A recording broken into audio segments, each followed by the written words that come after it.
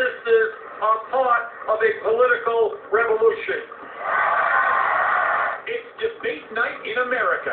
We should have a good debate that uses accurate information. 8 years later, Hillary Clinton returns as the Democratic favorite and faces her first real test as frontrunner. That's my goal. That's what I'm fighting for, and I'm going to stand up for that. Tonight, Debbie Wasserman Schultz, David Brock, DeRay McKesson, and more from Las Vegas. Then, just how gruesome will the anti-Hillary ads get? What difference does it make? And why Donald Trump is accusing Jeb Bush of doing a plant. I don't think that you're a friend to women. But All In starts right now. She was a Bush plant.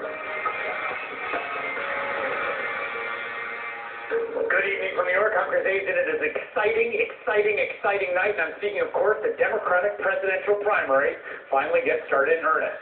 As 5 candidates take the stage in Las Vegas for their long-awaited first debate, it is an uncommonly late start for the nomination process. At this point in the 2008 cycle, the candidates had already debated each other 8 times. They started way back in April of 2007. This time around, Republicans have already faced off with each other twice, eating up the horse race coverage, leaving a big vacuum on the Democratic side to be filled with, well, mostly hand-wringing over email servers. Hillary Clinton walks into tonight's debate still the clear frontrunner, leading the field in every national poll, but she faces a much tougher challenge from self-described Democratic socialist Bernie Sanders, who has never been elected as a Democrat than anyone would have ever predicted, including, I'd say, Sanders himself. Sanders continues to generate the most excitement on the trail, draw massive record-setting crowds, and to a remarkable degree, his domestic policy positions, especially on inequality and economics, have become the party's center of gravity. Then there are the 3 other participants in tonight's debate, Jim Webb, Martin O'Malley, and Lincoln Chafee, all of whom have failed thus far to gain much traction. Tonight will be their first big chance to make a splash and try to convince primary voters to give them a look.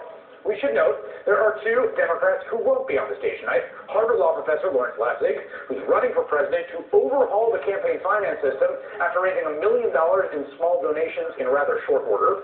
And Vice President Joe Biden, who consistently polls in 2nd or 3rd place among the Democratic field, despite not actually being a declared candidate.